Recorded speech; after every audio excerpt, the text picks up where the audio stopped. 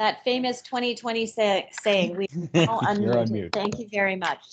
Staff Sergeant Dave Luce is joining our board meeting today as a promoted from sergeant to staff sergeant. It happened a little while ago, but this is the first opportunity that we have been able to present him to the board.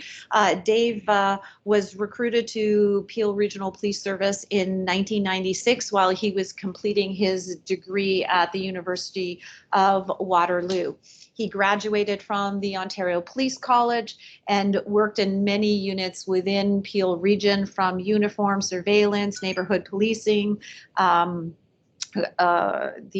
street crime unit, and criminal investigations. We are very fortunate in 2007 that he was hired by our service and performed functions as a constable in our uniform patrol, and then spent some time in street crime. Several years later, in 2011, he was promoted to sergeant, and he worked in multiple areas again, from executive services, street crime, operational services, and the community response unit, and that is where he was promoted from. So he is now here and he is working in operational services. So congratulations, Dave, and I wondered if you could stand up and come forward just to acknowledge, and then Tony, if you wouldn't mind taking a picture. We'll have you in the background, so if you do have video availability, I'm wondering if you could take yourself onto video so we can do some formal introduction. So this is the front view of Dave. How's this for doing something different? And then we will do a group shot, if that's okay. We can't see you guys. Yeah, I realize that. Sorry. Here you look great. Yeah, here you look great. Okay, perfect. We just took a picture.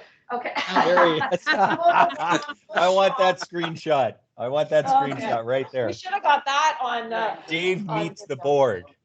We'll call it Dave meets the board, and just. Okay, there you go. Yeah. Thank you very much, everybody. Thank you, Dave. I know you have your work to do and everything, so appreciate it. Congratulations, Dave. Congratulations. Congratulations.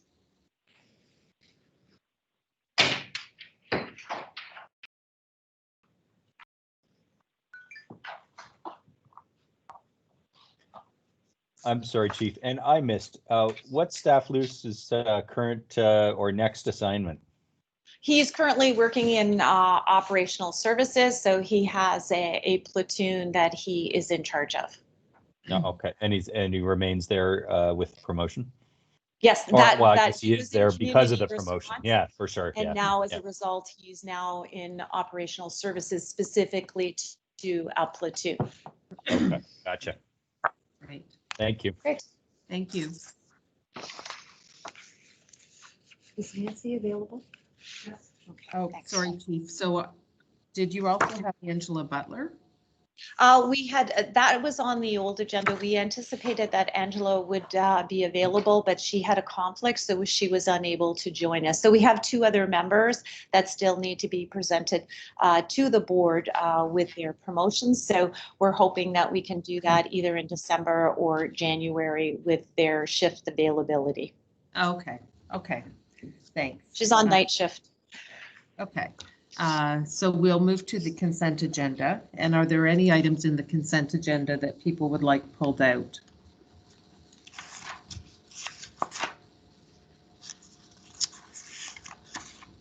No. So, okay, if there aren't any, then I'm going to just ask for a motion to approve the consent agenda or to receive the items. RF, thank you. And the seconder? I'll second it. Thanks. All right, thank you. And we'll move to the item for discussion, the crime severity index for 2019. So I'll turn it over to the chief. I don't know if Danielle's in the room or not. Hello, we have Daniel Martin with us and Deputy Chief Allen. So I'm going to pass it on to the deputy and then pass it on to Daniel. Thank you. Hi, good morning, Madam Chair, members of the board. Thanks for your interest in this. Danny Martin did prepare a board report which explains a fairly difficult process in layperson's terms.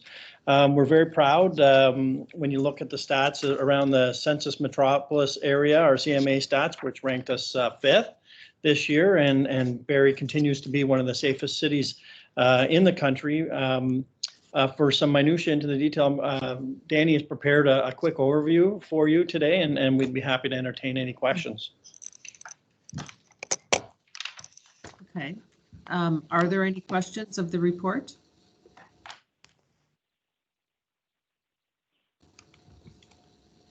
Okay, I don't see any questions, so I guess that was a very comprehensive. Thank you. So we will just move to the updates, and I'll turn it over to you, Chief, for your update, and then community concerns. Okay, great. Thank you very much, members of the board. We're just going to share a PowerPoint presentation. And it will be available to the board. It'll be sent through Teams, and then we'll also send it through email, just if anybody is having some challenges with Teams. Certainly. We're just setting it up. My apologies, it's taking a little longer, but I'll start just in interest of everybody's time. In regards to the COVID-19 and the pandemic update, I know that is a very prominent topic in everything that we are doing, whether we're managing budgets, operational deployment, and we continue to meet with the emergency control group with the city of Barrie, with first responders and other key members within the city of Barrie. We meet on Wednesdays, and it's very helpful to receive updates from the Public Health Unit, the Assessment Center, and Royal Victoria Health Center. We still continue to do our active screening at the employee entrance. We also do have screening for individuals that are coming in from the community if they are going to secure portions of our building. We have a new hands-free thermometer and sanitation center that measures your temperature, whether you're wearing a mask, and you can use sanitation. We've also have similar type equipment at 79 Bell Farm, where we conduct our training, and our courthouse for our members. As of yesterday, we have had 79 members tested for COVID. We are awaiting the results of one test, and I'm happy to report that we continue to have negative results, which is very good for the organization. And the turnaround time for the tests are between 48 and 72 hours. This year, we were able to host a flu clinic for members of our service with support from Dr. Young, who is the physician for Barrie Fire and Emergency Services. We had 89 members participate in the clinic. So not that we're competitive or anything, but there was more police officers than firefighters, just saying. I haven't mentioned that to Chief Main Prize yet, but I won't miss that opportunity. In regards to the cost associated with COVID, right now our operating capital expenditures and the decrease in our revenue for October is just over $500,000. But where we have seen some savings compared to last year is we have a reduction in our gasoline costs due to the prices at the pumps, and our overtime has significantly reduced. So when you balance out the costs and the lack of revenue versus some of the savings we've identified, we're sitting at just under $320,000 in that area. In regards to some notable calls, and you have seen in the past, I'll just run through a few of them that are listed here, and just some highlights. And then the next slide, I'll have some more. So if you look at the the first one, we had a local motel. There were two males that were assaultive to each other, and then another male and female produced a handgun at that altercation. We did a canine track, but it resulted in negative results. So our criminal investigations are still ongoing with their investigation. As I have in the past, seen an increase in regards to our convenience store robberies, and we did have another one at the Circle K on Leacock. An individual entered the convenience store wearing a mask, dark clothing, and pointed a black semi-automatic handgun at the clerk in the store. The suspect took some money and cigarettes and fled on foot. Once again, we did set up a perimeter. We utilized our canine, and negative result in the sense that we didn't apprehend the suspect at the time of the track, but we did locate a black backpack, and we have now identified and arrested the suspect in regards to that one.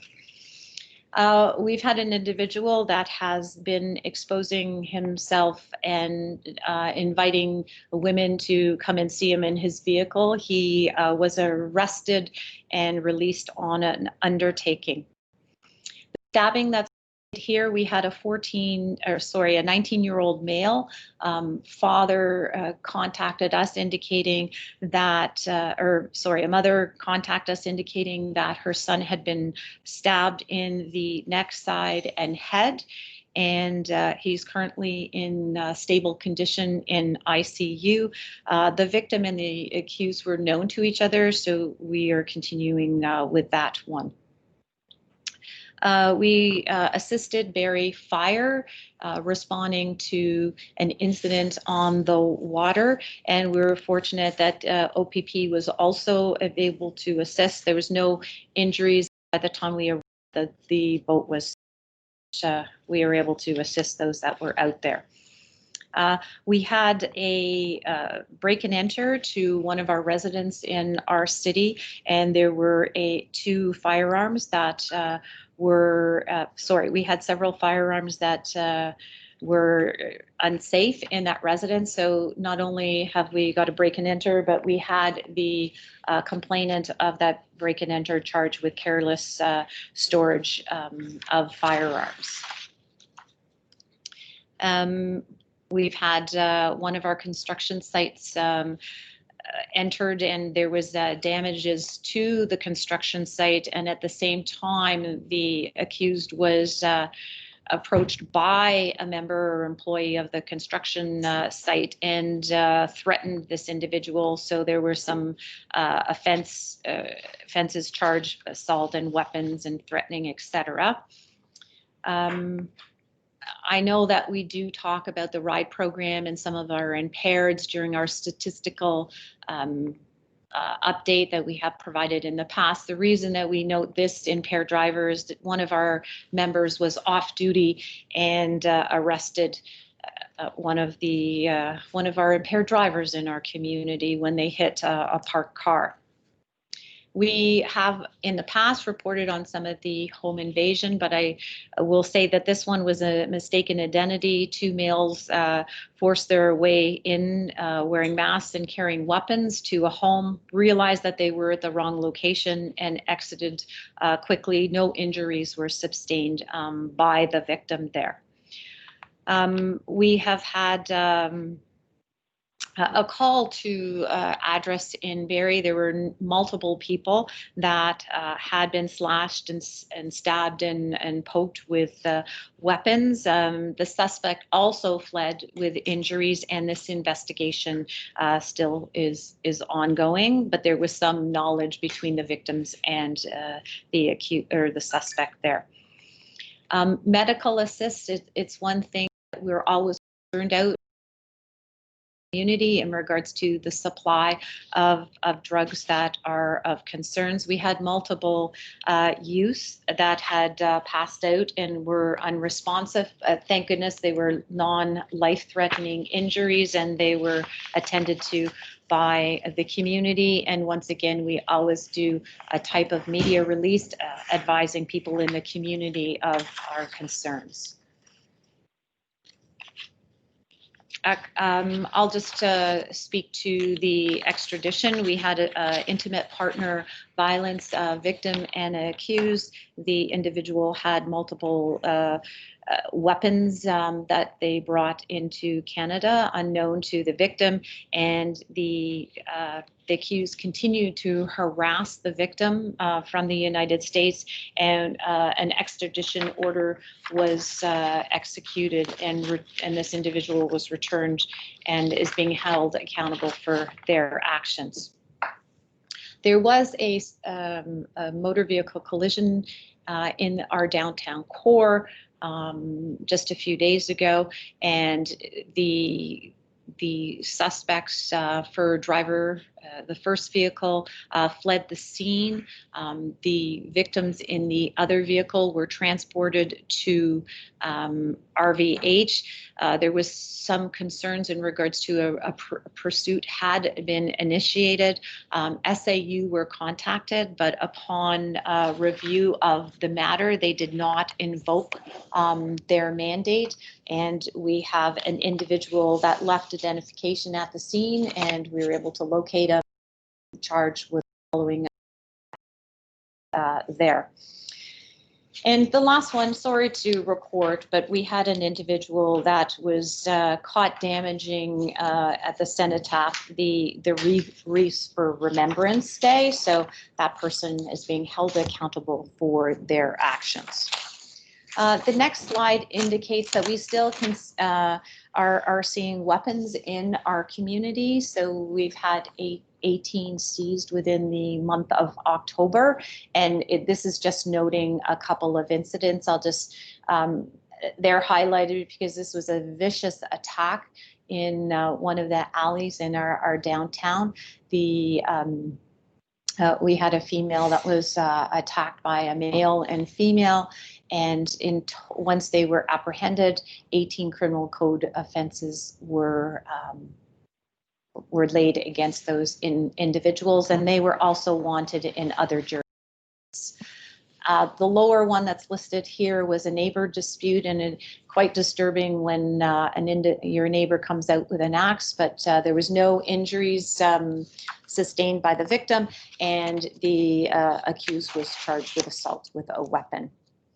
The other items that are in the PowerPoint presentation, this is just a highlight of some of the things that have occurred since our last board meeting. Crime Prevention Week was hosted across the province, and we participated as we have in the past. A little different this year because it was done virtually, but we had some excellent videos that were produced through our corporate communications and led by Constable Brooks. And these are some of the highlights that we had there. So a great end to our week in regards to that. You've heard Deputy Burke had spoken about our community safety survey, and we're very pleased with the return from our community on those. We've had over 12,000 results. It will be open for a few more weeks. So from a board member perspective, we're always hopeful. And we will also mention this on Monday through our presentation to council to continue to participate in this. And the information that we collect through the survey, not only will we use it for our strategic plan and as we move forward, but we will also provide this information to the committee that is working on the community safety and well-being plan through the city of Barrie. I think that the board, even at the last meeting, we understand and we're appreciative of some of what calls we are involved in, and what we wish to ensure is there are alternative ways that we can manage some of our calls for service. So as a member of the OACP Board of Directors, we had brought forward a resolution in 2018 calling upon the Government of Ontario to develop regulations in regards to gas pump thefts. And we are asking that for for each 24-hour period, that there needs to be prepayment technology. And just looking at our city, last year in 2019, we had 152 calls for service in regards to theft from the pumps. And it would be nice if we were able to have the prepayment technology, and this would be a call that we were not required to attend. So I just thought it was just an interesting opportunity for us to participate in the private members bill. So that was just for your information only, or for information only. In regards, this slide is just highlighting the retirement of Deputy Chief Weatherall. We had the opportunity to present, as did our chair, acknowledging him last Friday, which was his last day, and he's back into work on Monday with the solicitor. I know that his new position, congratulated him on that. And as you were aware, we have a schedule for the acting deputy chiefs to give our inspectors the opportunity to perform in that area. And we've already heard from Rob Burke on some of the items on our board meeting today. Our council presentation, this is just a highlight of some of the slides that we will be speaking to at some time after 7 p.m., but we'll provide if we have an idea of a better time period, we'll hope to get that to everybody in the link. And just a couple of highlights in regards to what's happening. I'm happy to report that we're just notified that we have received our grant funding for the ride season, and we have a schedule that will be set up for the festive season. I think that there may be some changes in regards to what zone we are in from a public health perspective, which will impact the times that we deploy our resources around the closure of our licensed establishments. So we will work on that from now into the end of the year. We have many members of our service, 28 in fact, that are participating in a Cambridge University course titled Policing to Reduce Serious Violence for Police Leaders. And it is a evidence-based policing course. And I know that the mayor and a few of us around the table will be participating in that online training with tutors supporting us through that process. We also have developed a traffic complaint form that has been distributed to our city councillors to assist us in regards to our response to concerns in our community specific to traffic. So we're hoping that that will assist the councillors, and it gives us the further information, because sometimes we don't have time the day or days of the week. So this is very helpful for us to track it along with the councillors able to do it in a straightforward manner. A couple of things that we participated in recently, our 3 first responders being fire, police, and paramedics. We did have our own ceremony the day before Remembrance Day, and we had our wreaths before our new campus location. So it was very nice. We kept it to under 25 people, so we were complying with the public health recommendations. And with the Chamber of Commerce, Santa came early to our headquarters, and we did a little piece to support what's happening within our community. And then the other day I did a Reading Champions piece. So as we enter into the festive season, we have a toy drive that will be in our lobby for people to donate. And we will also receive letters to Santa as we are at a different time. So hopefully, if you know children that wish to write their letters, please let us know, and we'll have them posted and turned over so they get a letter back from Santa. Our mitten tree is something that we have done over many, many years. Janet Sheffer has retired from our service, but Daniel Hutchinson is taking over on that. So if you have any mittens, scarves, hats, or masks that you would like to donate, it's something that we will be collecting and then distributing to local agencies that are in need of these items. And that is an overview quickly of what has been occurring within the organization since our last meeting. Thanks, Chief. Any questions from board members on the Chief's presentation?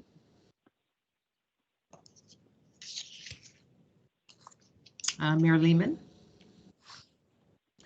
Thank you. I'm interested in knowing if we're seeing an increase in mental health or domestics with the length now of the COVID situation and the return of tighter restrictions on gathering and more people staying at home. We have seen a significant increase in our mental health calls, and I will say that we are seeing it impact the youth in our community too. So some of our calls we're responding to in regards to, I would say, children in crisis. They're very, very young, and it is a change in regards to our intimate partner violence.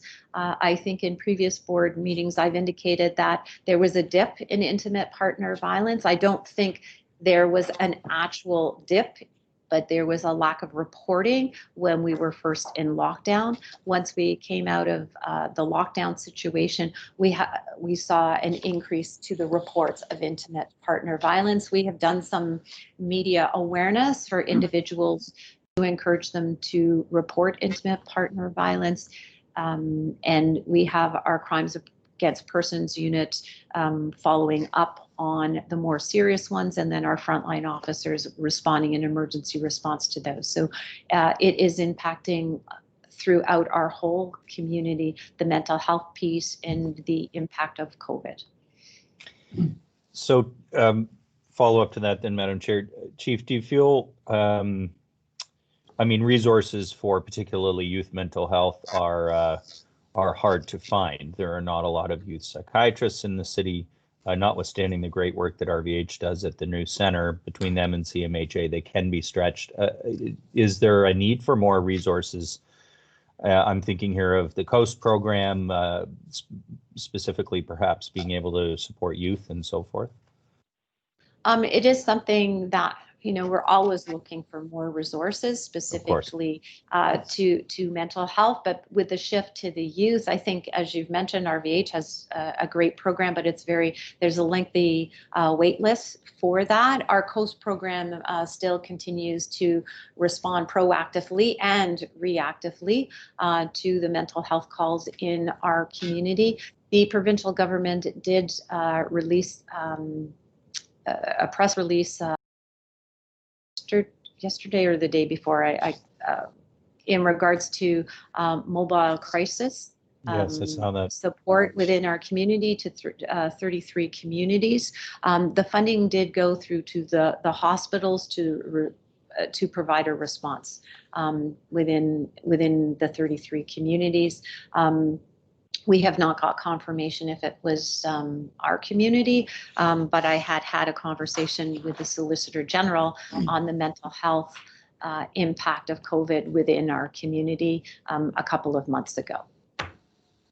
So we still continue to advocate for funding in this area. Okay, thank you. Arif, I think you might have had your hand up. I did, Madam Chair. Thank you. And my question to you, Chief, is not of the same severity or priority as the mayor's, which I think is definitely worth noting. But it's with regard to sort of finding out what are you noticing in terms of a shift in drain or stress on your resources with regard to crimes of opportunity that are taking place, whereby suspects are making use of the opportunity to wear masks. And my question, sort of follow up to that, is is there any legitimacy to an idea where we see about lobbying for clear face masks, plexi related or plastic when entering establishments, et cetera, to help mitigate, or help identify or deter people from thinking that they're hiding behind masks? Well, I think we need to take a balanced approach to that. I think we need to see masks in our community from a pandemic perspective. I have seen news articles in regards to the plexiglass. It is not something that that has come to the forefront in regards to kind of the wearing, which is a criminal offense in our code, and I would say that people were wearing disguises in the past, but they can't hide behind their mask, and it's harder to identify people when they do have a facial covering on. We're hoping through the use of videos and people knowing, and our officers knowing, members in our community, that we're still able to identify people. So I haven't thought of that as something that we need to advocate for. We could look into it at a high level to see if that's something that other communities are looking for. Thanks. I was just curious if it is if that shift is significant or if it's nominal at this point. And I think you've answered that, so thank you. Okay, Greg, do you have any questions? I assume you can't put up your hand. You're good? Okay, and Robert, anything before we move on? Madam Chair, more of a comment than a question. I just want to say, speaking to other councillors, how much we appreciate the work of Chris Allport. With that form, it has really helped assist us with probably the #1 complaint council receives of speeding cars, and we actually had a discussion on the blitz of noise at Finance Committee, and council was very appreciative of the work the service did. So more of a comment than a question. Thank you. Okay. No, that's great. I wondered if the form was being helpful. Okay, with that, we'll just move then to community concerns, and I'll open it up to board members if there's anything that has come to their attention that we should discuss. Mayor Lehman. Thanks, Madam Chair. I just reiterate something from previous meetings, and Councillor Thompson just mentioned it, and that's PONs. We continue to have widespread complaints and concerns from the community around traffic. I think I really appreciated that the service undertook Project Noisemaker over the summer. That was an area of community concern, but that's not the one that I think. That's an issue. It's an issue for a lot of people. It's a nuisance complaint, though. The one that really does concern me is the enforcement of speeding, red light camera, or red light running, and aggressive driving. And I think with that issue likely to come to council over the next couple of months, I think there will be rightly a sort of focus on the numbers over the course of this year in terms of what we're seeing in terms of driver behavior and enforcement. And I think I guess I just wanted to play back to the leadership that it's interesting when you do this sort of qualitative test, which is what am I hearing about at the grocery store. That's what I'm hearing about, and it's in a way I'm glad, because in the hierarchy of criminal activity or community complaints, speeding vehicles and aggressive driving is less severe than other forms of criminal behavior, for sure, but can have every bit as tragic consequences. And we have seen that serious MVA on Collier Street and otherwise that I think raise the level of community concern, even if that's only a single incident. The second thing I wanted to mention is B&E vehicle. It's a constant complaint across the city. There has seemed to be a bit more noise around that. I've noticed in the last couple of months. I think our lock it and lose it or lose it. Sorry, lock it or lose it, not lock it and lose it. Lock it or lose it is a very important message. And with the holidays coming up, and the anticipation that people will probably try and do some Christmas shopping, although I imagine maybe more of it may be online.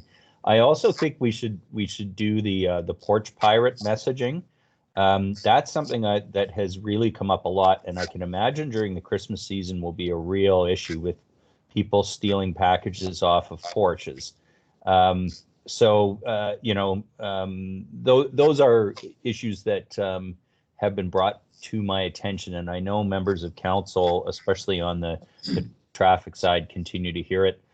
It's a challenge in that I think we know that the numbers show the people who are often speeding in residential neighborhoods are the residents of the neighborhood. Everybody believes they're outsiders who are trying to get somewhere else and putting their kids at risk. And unfortunately, often it's the guy from the next street over. But I do hear it all the time, and I wanted to reflect that concern back to the service. All right. Thanks, Madam Chair. Yes, Mayor Lehman, somebody took the opportunity to go Christmas shopping in my vehicle about a week and a half ago. So I certainly am hearing this similar, but I wanted to bring, and that was my fault, but I wanted to bring one thing to the attention of the board and the chief, obviously, and I want to be very careful on how this is said, because I'm hearing it and seeing it on the message boards in the community. Is it said? And that is the potential or the thought that some people are floating out there that this is somehow directly related to members of the community who are serviced by Busby. And I want to be really careful on that. There was some accusations about stolen bikes and that you can find them behind the, I think it's a travel lodge or whatever it is on Essa, right at Fairview, that there was a stack of bikes that were sitting against the fence.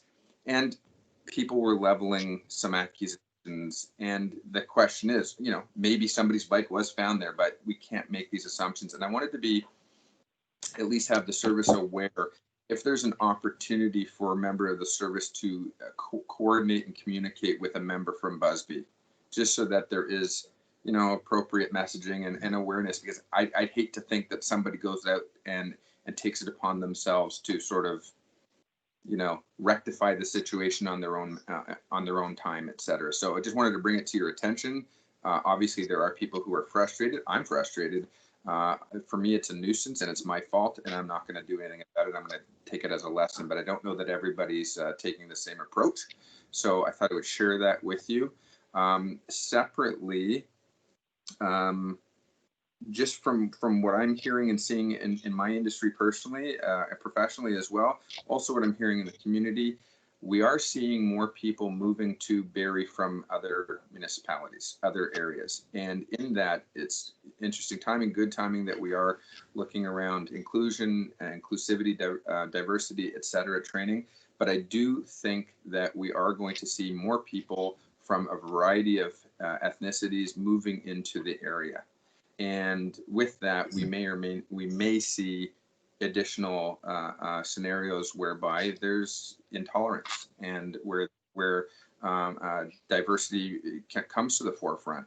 And I'm wondering, what is our approach? We are going to, the real estate market's hotter than ever. We are seeing more people. I'm seeing more clients who are ethnically diverse. And in the last month alone, I did have 3 matters brought to my attention through conversation of intolerance in the community. A motor vehicle accident that turned into, racist comments and altercation lodged from one to the next. And I'm wondering, how are we prepared for potentially, if we're seeing, I don't know what the numbers are, I don't know what the exact percentages are, but even if we saw a 1% shift in migration from outside of our community into the community, and that is solely, people of varying ethnic backgrounds, and we see this tension, continue? And if I'm getting 3 in 1 month, what is anybody else seeing? How do we respond to that? How do we prepare for that? How do we message, as the mayor mentioned, about other items? How do we maybe act in a proactive manner about messaging? It's just something that came across my mind.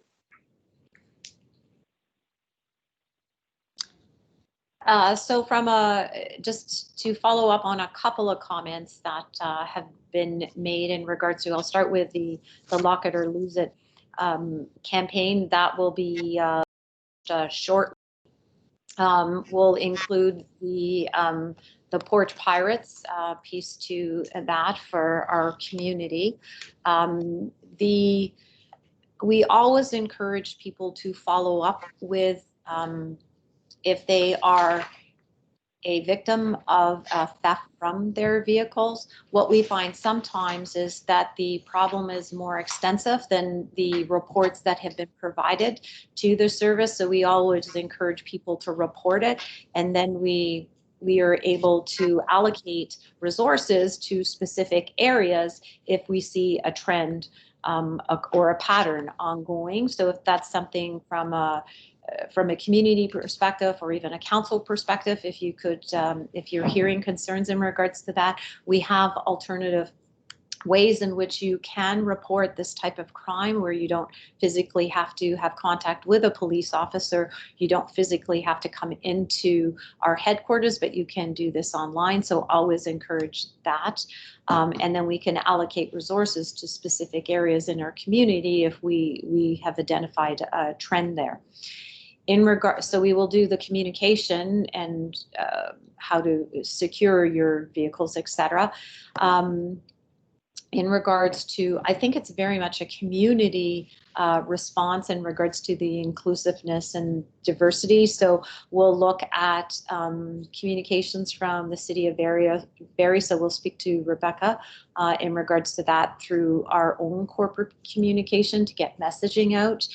If we look at what we classify as a hate crime offense, I would say our numbers are very, very low in regards to that. So it could be two things. People aren't feeling that it's a hate crime and are not contacting the Barrie Police Service. That could be one reason.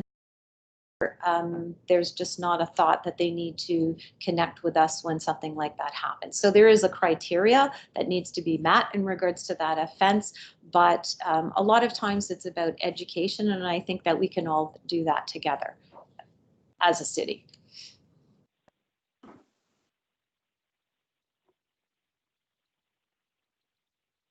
Angela, you're on mute. We'll just.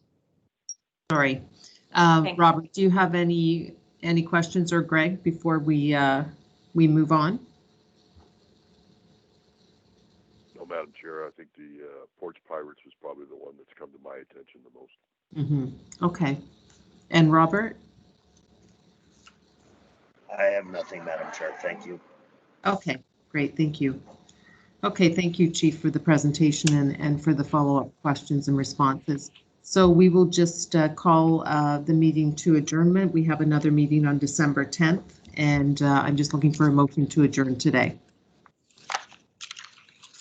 And Ara, thank you. Okay, thanks everyone. Have a great day, and thanks for joining us, Judy. Thank you, Chair, for the opportunity. Appreciate it. Thanks. Thank you. Thank you. Thanks. Thanks, everybody. Bye. Great day.